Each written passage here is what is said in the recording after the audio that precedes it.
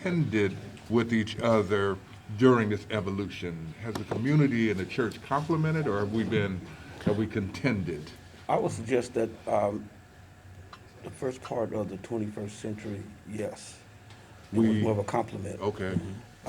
The community and the church worked together because in a very real sense they were the same people. And now this generation, after 20-something years, feel no affinity to the church because it's all about prosperity. Right. And I think that has created a great tension in our church. And so there's been this battle for authority on who speaks on behalf of the community. And I think we need to move that from attention to, again, this idea of variety. You know, none of us, I don't care what organization you represent, you don't speak for the community on a whole, nor does the church speak for the entire community. But you can't move us out of the equation. Validates us.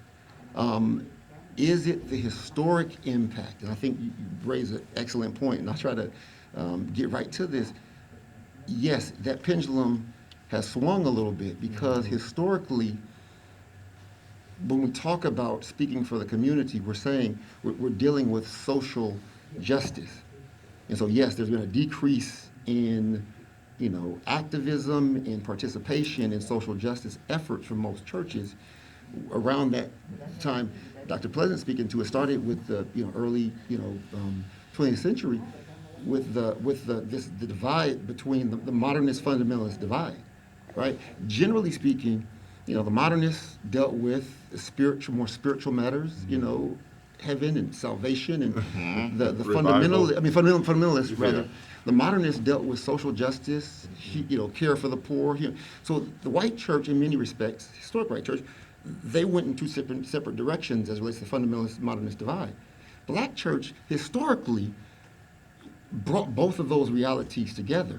We cared about heaven, rich spirituality, worship experience, experiential encounter with God, but also we social justice and care for our folks. Yeah.